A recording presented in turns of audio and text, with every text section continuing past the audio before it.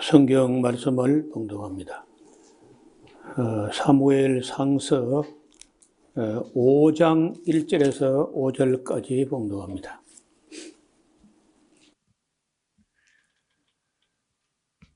블레셋 사람이 하나님의 궤를 빼앗아 가지고 에베네셀에서부터 아스돗에 이르느니라. 블레셋 사람이 하나님의 궤를 가지고 다곤의 당에 들어가서 다곤의 곁에 누웠더니 아스돗 사람이 이튿날 일찍이 일어나 본즉 다곤이 여호와의 궤 앞에서 엎드러져 그 얼굴이 땅에 닿았는지라. 그들이 다곤을 일으켜 다시 그 자리에 세웠더니 그 이튿날 아침에 그들이 일찍이 일어나 본즉 다곤이 여호와의 궤 앞에 엎드러져서 얼굴이 땅에 닿았고 그 머리와 두 손목은 끊어져 문지방에 있고 다곤의 몸뚱이만 남았더라. 그러므로 다곤의 제사장들이나 다곤의 당에 들어가는 자는 오늘까지 아스돗에 있는 다곤의 문지방을 밟지 아니하더라.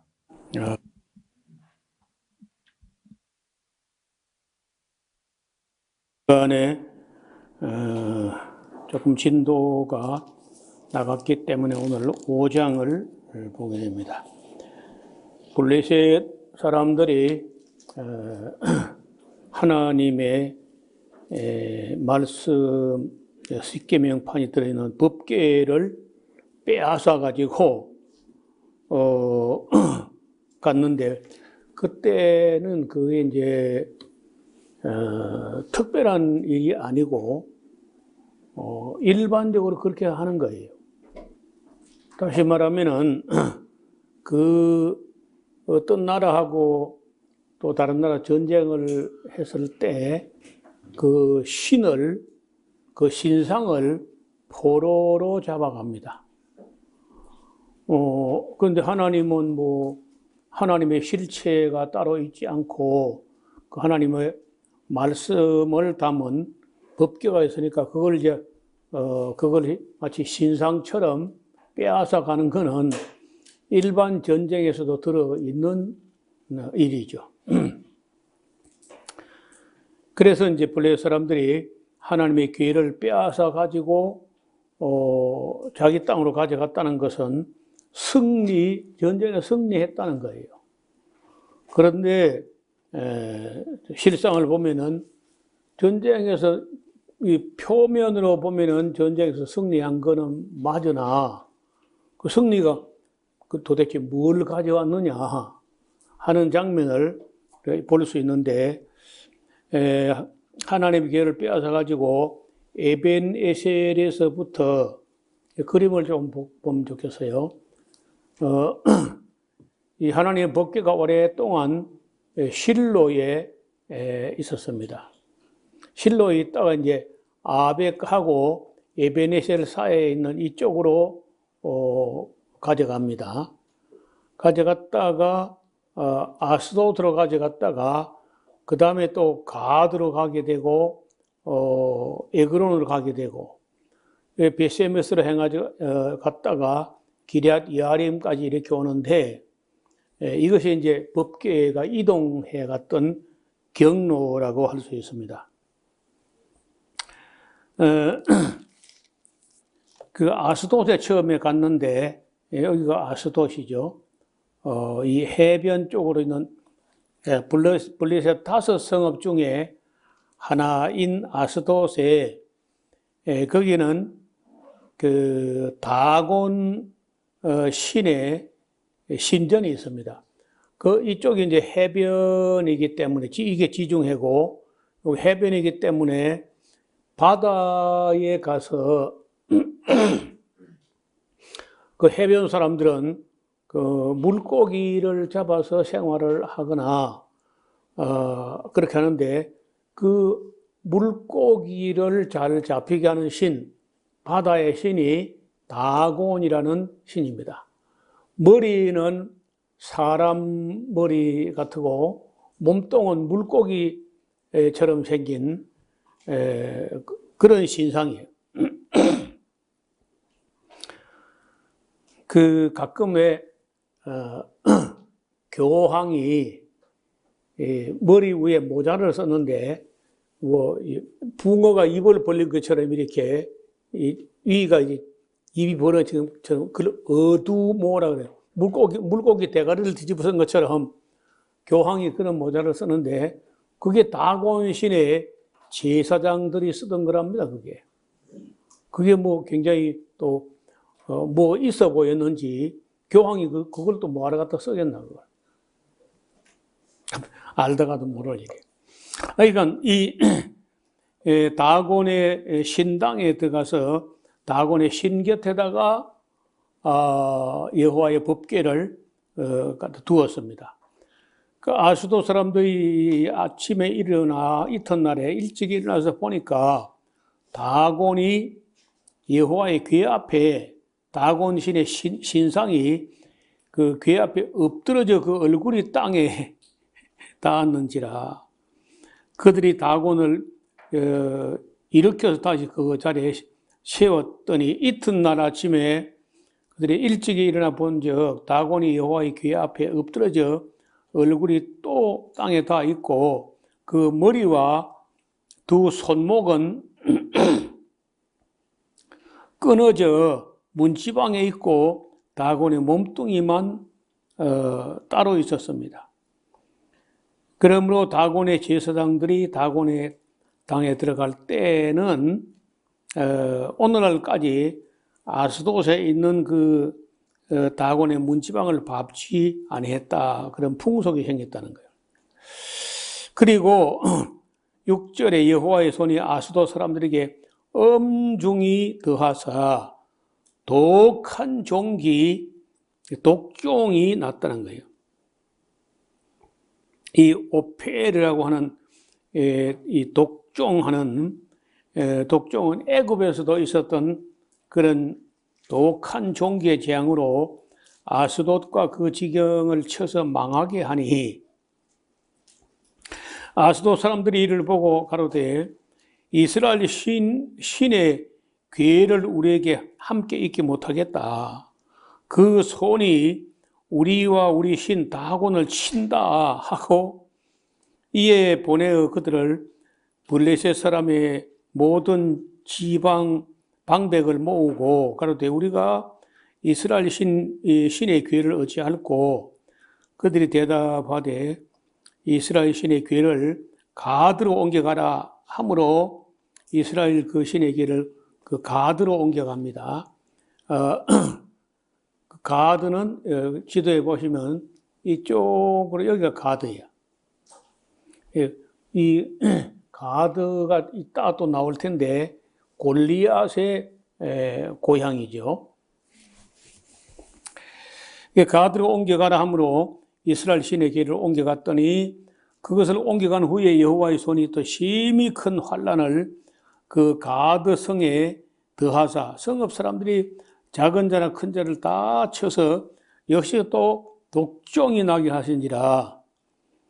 이에 그들이 하나님의 궤를 에그론으로 보냅니다. 에그론도 역시 그 블레셋 5 도시 중에 하나인데 에그론에 보내는데 하나님의 궤가 에그론에 이른즉 에그론 사람들이 부르짖어 가로되 이스라엘 신의 궤를 우리에게 가져다가 우리와 우리 백성을 죽이려 한다 하고 이에 보내어 블레셋 모든 방백을 모으고 가로되 이스라엘 신의 궤를 보내어 본처로 돌아가게 하고 우리와 우리 백성 죽임을 면케하자 하니 이는 온 성이 사망의 환난을 당합니다. 거기서 하나님의 손이 엄중하심으로 죽지 아니한 사람은 독종으로 치심을 받아 성읍의 부르짖음이 하늘에 사무쳤더라. 그러니까 그들이 괜히 가져가서는 안 될 걸 하나님의 법궤를 가져갔다가 가는 곳마다 재앙을 당하게 됩니다. 6장에 보시면은 여호와의 궤가 블레셋 사람의 지방에 있은 지 7개월 정도 됩니다.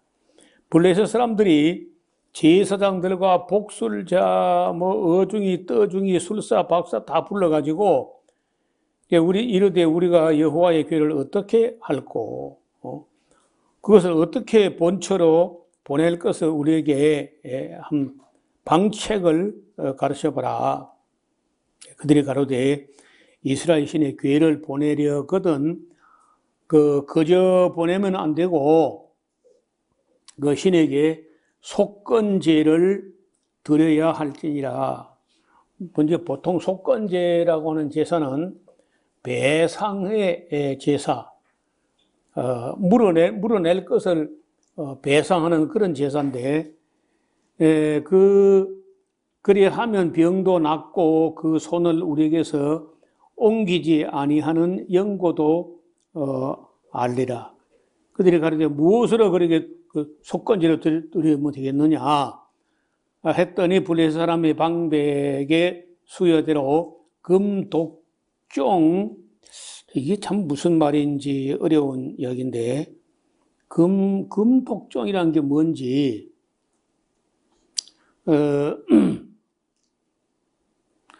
투모로스라고 하는 이 금독종이 딱히 뭔지는 알 수 없습니다만, 어떻든, 그리고 다섯가 금으로 만든 쥐를 또 다섯 참, 세상 사람들이 하는, 일들은 뭐, 이렇게 알다고도 모를 그런, 이상한 짓을 합니다. 그래서 너희와 너희 방백에게 내린 재앙이 일반입니다. 그러므로, 너희는 너희 독종의 형상을, 땅을 해롭게 하는 쥐의 형상을 만들어가지고 이스라엘 신께 영화를 돌리라. 그가 혹 그 손을 너희와 너희 신들과 너희 땅에서 경하게 하실까 하노라. 그러니까 뭐 확실한 뭐 방법도 아닌 건데 자기들 나름대로 뭐 방책을 낸 게 그렇다는 거예요. 애굽인과 바로와 그 마음을 강팍하게 한 것 같이 어찌하여 너희가 너희 마음을 강팍하게 하겠느냐. 그리 하다가는 애굽의 바로 왕처럼 이 신에게 속절없이 당한다는 거죠. 그가 그들 가운데서 기이하게 행한 후에 그들이 백성을 가게 함으로 백성이 떠나지 아니하냐. 이 사람들이요, 이 법궤의 그 역사를, 애굽에서 있었던 그 역사를 훤히 이제 알고 하는 말이죠. 그러므로 새 수레를 만들고 멍에 미어보지 아니한 젖 나는 소 둘을 끌어다가 수레를 소에 메우고 그 송아지들을 떼어 집으로 돌려보내고 여호와의 궤를 가져다가 수레에 싣고 속건제 드릴 금 보물을 상자에 담아서 궤 곁에 두고 그것을 보내가게 하고 그 경과를 지켜보아서 궤가 그 본 지경으로 올라가서 베세메스로 가면 이 큰 재앙은 그가 우리에게 내린 것이 분명한 것이고, 그렇지 아니하면 우리를 친 것이 그 신의 손이 아니고 그냥 우연히 만난 것으로 알기로 하자. 여러분, 그 소에게 멍에를 매게 하거나 쟁기는 썰이를 끌게 하거나 하는 걸 이제 안 겪어본 사람들은 이게 무슨 말인가 잘 모르는 거라. 저는 시골에 살면서 소 길들이는 걸 들어봤거든요. 소를 농사일에 같이 동력하게 쓰임받게 하려면은 일단 멍에를 메고 쟁기를 끄는 그런 훈련을 해야 돼요. 만약에 그런 훈련 없이 덜 큰 그 소에게다 멍에를 맸다가는요, 그 멍에를 벗어버리기 위해서 그냥 로데오 경기를 합니다. 막 뛰고 다리를 털고 막 껑충거리고 난리 굿이 나는 거라. 그래서 어떻게 하느냐 하면은 멍에를 메고 소에게다 콧구멍에 구멍을 뚫어가지고 콧뚜레라고 하는 거 동그란 걸 이렇게 깨가지고 거기다가 소 꼬피를 매가지고 앞에서 그 소 콧뚜레하고 꼬피를 잡고 멍에를 메고 별로 힘 안 들게 그 사람이 콧뚜레 붙잡고 앞에 가고 그 다음에 소가 가고 그 다음 쟁기를 끌고 이제 별 힘 안 들고 왔다 갔다 몇 번은 해요. 몇 번, 아니고 뭐 한나절 하든지 하루 하든지 이렇게 하면은 소도요, 그래서 안 죽는구나 하는 걸 인식하게 되면요, 길이 듭니다. 이렇게 하는 건가 보다. 왜냐하면 이 소의 이 목 뒤에 이게 어깨뼈하고 목뼈하고 그 사이에 약간 움푹 내려간 곳이 있어요. 거기 멍에자리라고 하는데, 이제 우리가 시장에서 소를 살 때 그 멍에자리를 이렇게 만져보면은 굳음살이 생기고 멍에자리에 거기에 털이 막 으깨져 있고 이래 하면은 이 소는 멍에를 매본 소다. 아니면은 거기 만져가지고 아무런 흔적도 없으면요, 멍에 매어보지 않은 소인데, 이게 소가 그것도 어려서 송아지 면할만 하면은 바로 멍에를 메고 훈련을 받아야 돼요.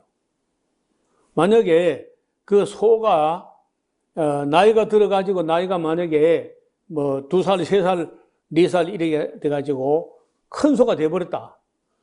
그러면은 그 길들이 어려워요. 그래서 제가 이제 가끔 뭐 인용을 할 때 성경에도 그런 말이 있어요. 멍에를 어려서부터 매는 게 좋다는 거야. 멍에를. 그 멍에를 진작부터 어릴 때부터 매고 그냥 이것이 그냥 일상화 되도록 그렇게 해야 돼요. 그래서 사무엘 같은 경우는 그 멍에를 일찍 맸잖아요. 그러니까 별 뭐 어려움 없이 잘 길들여지는데, 그렇지 않은 경우는 이게 굉장히 힘들다는 거예요.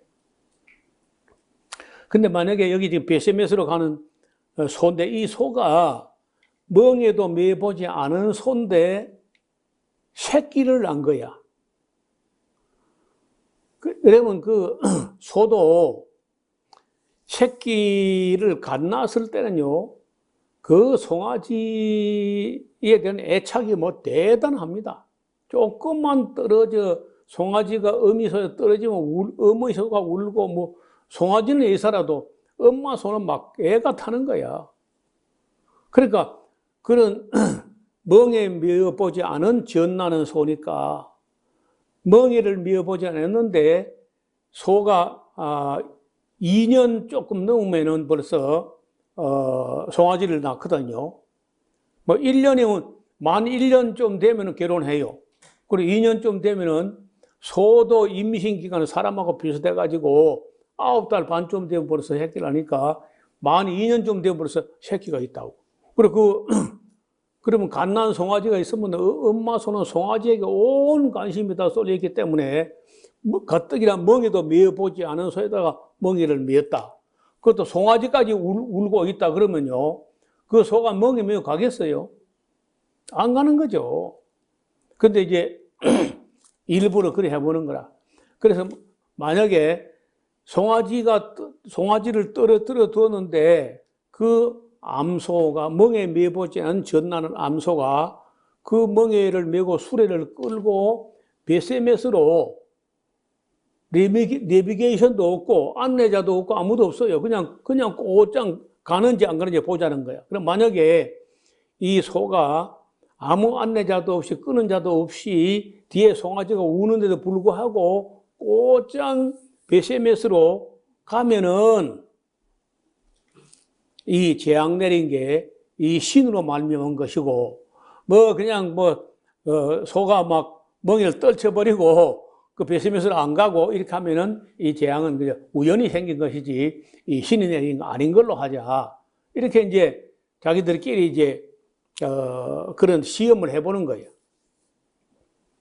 그런데 10절 보면 그 사람들이 그같이 하여서 젖나는 소 둘을 끌어다가 수레를 메우고 송아지는 집에 가두고 여호와의 궤와 금지와 금독종 형상을 담은 상자를 수레에 실었는데, 암소가 베세메스 길로 바로 행하여 대로로 가며 갈 때 울고 좌우로 치우치지 아니하였고 블레셋 방백들은 베셈에서 경계까지 소각하는데 쭉 따라가봐서 진짜 내려가는가 마는가. 그런데 꼬장가는 거예요. 베셈에서 사람들이 골짜기에서 밀을 베다가 눈을 들어보니까 괴를 보고 그것을 보임을 기뻐하더니 수레가 베셈에서 사람 여호수아의 밭 큰 돌이 있는 곳에 이르러서 수레가 서는 거예요. 우리가 수레의 나무를 패고 그 소를 번제로 여호와께 드리고, 아이고, 그럼 집에 두고 송아지는 어쩌겠나, 그것도. 번제로 드리고, 레위인은 여호와의 계와 그 계와 함께 있는 금 보물을 담긴 산자를 내려다가 큰 돌 위에 두매 그늘에 베셈에서 사람들이 여호와께 번제와 다른 제사를 드렸습니다. 이제 블레셋 다섯 방백이 이것을 보고 그날이 에그론으로 돌아갔다는 거예요. 자, 이건 이제 제가 처음 성경 공부를 할 때 너무 신비한 거예요. 너무 신비하고 참 신기하고 놀랍고, 우리 소를 길러봤기 때문에 그게 있을 수가 없는 일이거든요. 그런데 그런 일이 일어났다는 거예요. 블레셋 사람들이 여호와께 속건제를 드린 금독종은 이러하니 아스돗을 위해서 하나, 가사를 위해서 하나, 아스글론을 위해서 하나, 가드를 위해서 하나, 에그론을 위해서 그 5성읍을 위해서 각각 하나씩을 드린 거예요. 드림바 금지는 여호와의 궤를 놓은 큰 돌에 이르기까지 모든 견고한 성읍과 시골 독립고 5방백에게 속한 사람의 모든 성읍의 수효대로 드린 겁니다. 그 돌은 베세메스 사람 여호수아의 밭에 오늘까지 있었다고 합니다. 베세메스 사람들이 여호와의 궤를 들여다 본 거로, 그것도 궤를 또 뭐 하려고 또 들여다보겠나? 뭐 호기심이 나니까 들여다봤겠죠. 본 거로 그들을 치사 5만 70인을 죽였니라. 근데 그 5만이라는 말이 가로 안에 있죠.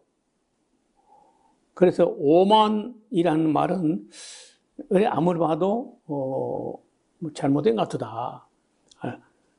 갑자기 어디서 5만 명이 몰려오겠나? 베셈에서 그 동네도 크지 않은데. 그래서 70인도 많아.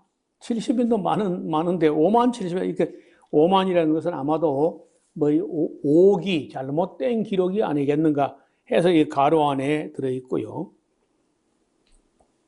70인을 죽이신지라 여호와께서 백성을 쳐서 크게 살육하셨으므로 백성이 애곡하였더라. 벳셈에서 사람들이 가로되 이 거룩하신 하나님 여호와 앞에 누가 능히 서리요? 그를 우리에게서 니게로 가시게 할고 하고 사자들을 기럇 여아림 거민에게 보내어 가로되 블레셋 사람이 여호와의 궤를 도로 가져왔으니 너희는 내려와서 그것을 너희로 옮겨가라. 자, 여기 지도를 다시 보겠습니다. 여기 이제 베셈에서까지 왔는데, 여기 사람들이 이제 70명이나 호기심을 가지고 그 궤를 들여다보다가 죽었다는 거예요. 일단 이쪽 사람들이 막 연락해가지고, 여기까지는 이제 대체로 이 블레셋 땅 사람인데, 이쪽에 이 유대 땅에 기럇 여아림으로 사람을 보내가지고 제발 이 법궤를 너희 땅으로 모셔가라 이제 하고 연락을 한 겁니다. 기럇 여아림이라는 것은 수풀의 성읍이라고, 숲의 성읍이다, 숲이 우거진 성읍이다, 뭐 그런 뜻입니다. 7장에 기럇 여아림 사람들이 와서 여호와의 궤를 옮겨 산에 있는 아비나답의 집에 옮겼다. 여기 기럇 여아림의 아비나답의 집에 여기서 한 20년 정도를 여기, 다시 말하면 나중에 다윗 왕이 되고 나서 예루살렘으로 법궤를 모셔가는 일이 있는데, 이따 이제 우리가 공부하겠죠. 요 거리는 약 한 13km 남짓 되는 거리입니다. 아비나답 집에 옮겨 들여놓고 그 아들 엘르아살을 거룩히 구별하여 여호와의 궤를 지키게 하였으니, 궤가 기럇 여아림에 들어간 날부터 20년 동안을 오래 있은지라 이스라엘 온 족속의 여호와를 사모하니라. 자, 그러니까 우리가요, 왜 그러면은 그때 사사시대에 이스라엘, 그냥 지도 보겠습니다.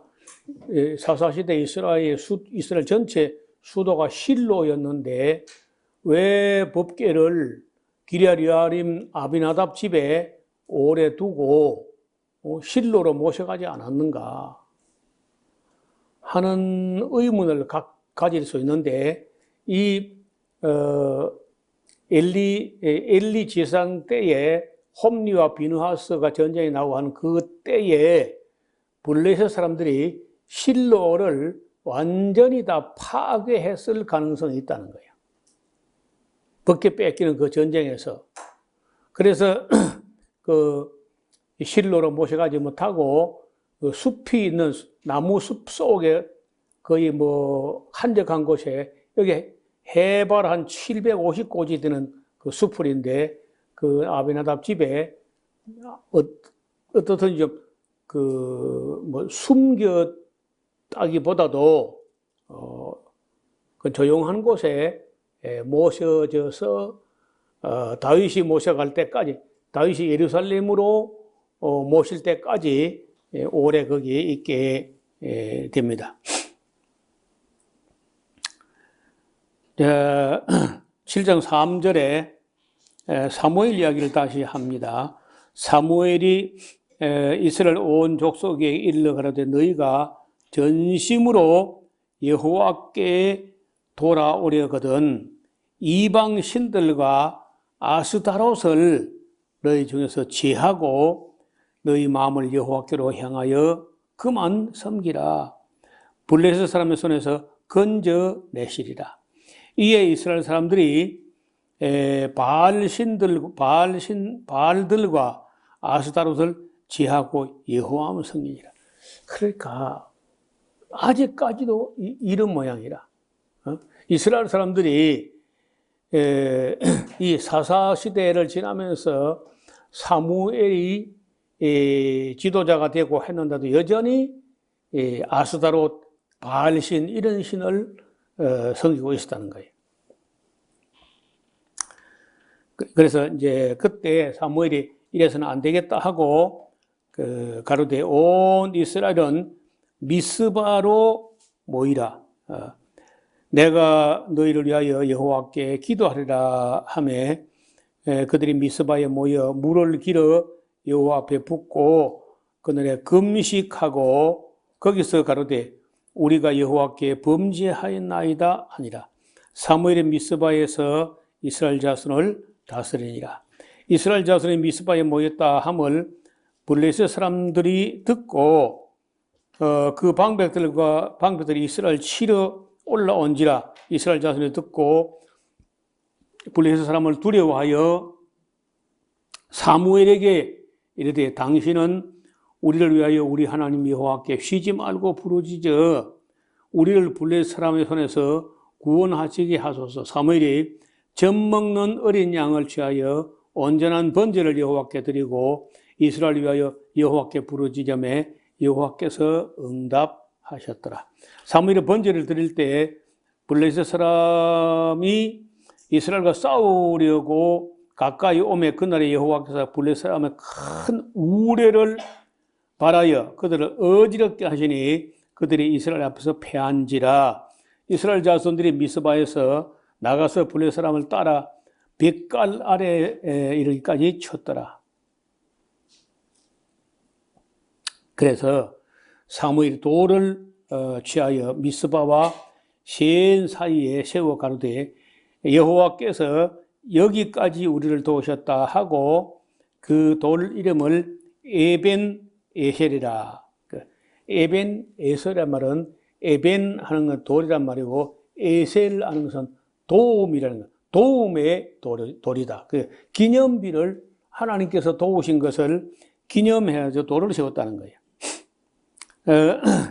이에 블레셋 사람이 굴복하여 다시는 이스라엘 경내에 들어오지 못하였으니 여호와의 손이 사무엘에 사는 날 동안에 블레셋 사람을 막으심에 블레셋 사람이 이스라엘에게서 빼앗았던 성읍이 에그론부터 가드까지 이스라엘이 회복되니 이스라엘의 모든 이스라엘이 그 지방 지경을 블레셋 사람의 손에서 도로 찾았고 또 이스라엘과 아모리 사람 사이에 평화가 있었더라. 그러니까 사무엘 때에 그 미스바 대성회를 하면서 바알을 제하고 아스다롯이나 우상이나 이런 걸 딱 제하고 그리고 하나님께 정상적인 제사를 드리고 했더니 그때부터는 평화가 찾아왔다는 거예요. 15절입니다. 사무엘이 사는 날 동안에 이스라엘 다스렸으되 해마다 베델과 길갈과 미스바로 순회하여 그 모든 곳에서 이스라엘 다스렸고 라마로 돌아왔으니 이는 거기 자기 집이 있습니다. 거기서도 이스라엘 다스렸으며 또 거기 여호와를 위하여 단을 쌓았더라. 예, 그런데 그 사무엘도 이제 좀 뭐 훌륭하게 했지만은 좀 아쉬운 게 있는 거예요. 그게 뭐냐면은 여호수아가 하지 않았던 그 문제, 7년마다 온 백성을 불러 모아 가지고 율법을 다 그 낭독해주고 그리고 또 그 설명하고 깨닫게 하고 하는 그 성경 강좌를 사무엘 역시 안 했어. 여호수아도 안 했고 사무엘도 안 했다는 거예요. 다시 말하면 교육이 제대로 안 된 거예요. 이 문제는 뭐 나중에 이제 에스라 때까지 그 누구도 나서서 국민들에게 성경을 다 가르치겠다 이렇게 안 했다는 거예요. 여러분 아시는 대로 우리 기독교 2000년 사회도 그것도 별로 안 했어요. 기독교 뭐 예수님 이후에 2000년 동안도 성경을 66권을 한 주간 만에 좀 뭐 다 가르치겠다 이런 엄두를 아무도 못 내본 거예요. 1977년도 8월 22일에 우리가 이걸 시작하기까지 아무도 성경 전체를 온 성도들이 가르치겠다 이렇게 생각을 안 해봤고 또 설교를 창세기부터 계시록까지 한 절도 안 빼고 설교해보겠다 이런 생각도 그냥 아무도 안 해봤어요. 저는 지금도 참 어떻게 그렇게 생각을 안 했을까. 또 한편은 나 같은 사람이 어떻게 또 그렇게 하려고 남들 안 하면 나도 안 할 일이지. 나라고 무슨 재주가 있어가지고 그걸 또 해보겠다고 또 덤볐는지 그것도 참 놀라운 일이야. 그러나 돌아보면은, 저에게 있어서 이 성경을 다, 66권 다 좀 알아보겠다. 이런 생각을 했던 것과 또 설교를 창세기부터 계시록까지 한 절도 안 빼고 다 해보겠다. 그걸 또 연대기 순으로 재구성해서 해보겠다. 이런 생각들은 지금 생각해도 참 하나님의 놀라운 은혜였다. 그런 생각을 합니다. 바라기로는 모든 교회에 모든 목회자가 모든 성경을 모든 성도에게 바르게 또 좀 빠르게 전하고 가르치는 그런 일들이 좀 많이 모든 교회가 그렇게 됐으면 좋겠지만 뭐 쉽지 않으니까 좀 목사들이 좀 정신을 차리고 설교 준비한다고 막 온 이 다음 주일엔 뭘 설교할 것인가? 그 보통 고민이 아니거든요. 목사들에게 있어서 가장 큰 스트레스가 다음 주간에 무슨 설교를 할 것인가? 이거 제일 큰 부담이야. 만약에 어떤 목사가 뭘 하기는 뭘 하는가? 지난 주간 한 그 다음 하면 되지. 이렇게 하면요. 그렇게 자유로울 수가 없어요. 물론 그 성경을 충분히 66권을 다 이해할 수 있도록 성경 공부를 한다는 것도 쉽지 않고 성도들이 그걸 또 잘 안 받아준다는 거야. 재미나는 거, 감동적인 어떤 그런 예화를 듣고 싶어 하지 성경 이야기를 별로 듣고 싶어 하지 않는다. 이런 생각을 한다는 거죠. 근데 사실은 또, 들어보면은 그 예화, 그 진부한 예화란 거 뻔하잖아요. 레퍼토리가 다. 그거, 한 번 더 보니 그 계속 듣는 거, 그것도 짜증나요. 차라리 하나님 말씀을 차근차근 좀 속도감 있게 한 번 설교 때 적어도 2-3장씩 이렇게 진도가 나가기 때문에는요. 성경이 보이기 시작한다고. 성경이 보이고 하나님의 심정이 보이고 사람들의 연약한 것과 사람들의 악한 것과 사람들이 어리석은 것과 이런 것들이 막 보여. 여러분, 지금 시대가 어떤 시대입니까? 지금 이 시대에 아직도 우상숭배에 빠져 있거나 이슬람교 같은 그런 순엉터리에 속거나 힌두교에 쏘은 사람이 10억이나 돼, 10억. 그런 걸 보면 인간이 약하고 악하고 어리석고 우둔하다는 거예요. 그리고 성경을 조금만 좀 공부하면은 이게 그냥 다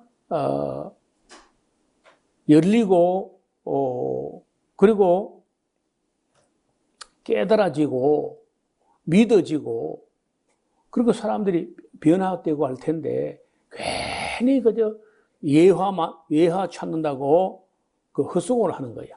양식 아닌 것을 위해서 은을 달아주고 배부르게 못할 걸 위해서 목사들이 수고를 한다는 거예요. 이사야가 그랬잖아요. 너희가 어찌하여 양식 아닌 것을 은을 달아주고 배부르게 못할 걸 가지고 수고를 하느냐. 내게 나와 들으라. 그리하면 너희 영혼이 살리라.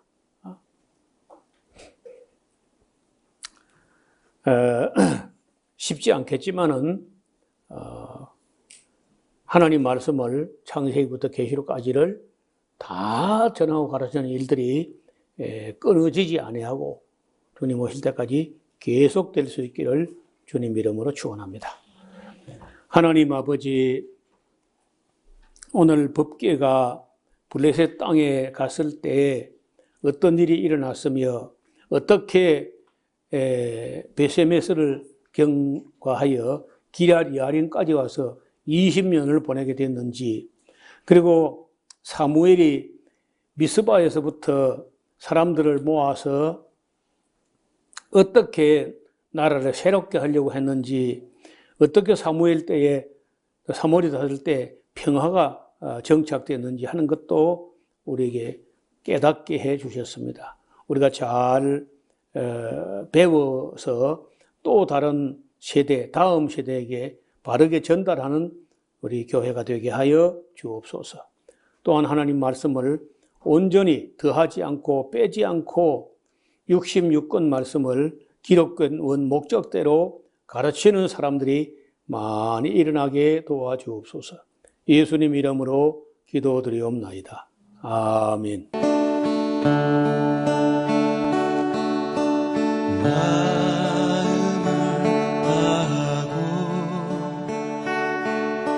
성품을 다하고 힘을 다하여서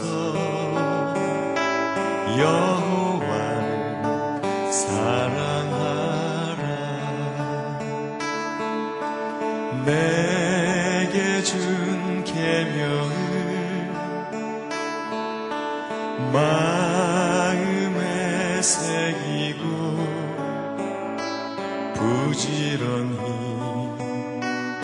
부지런히 이웃에게 전하여라. 그러면 내가 짓지 않은 큰 집을 주리라. 내가 심지 않은 과실을 먹게 하리라.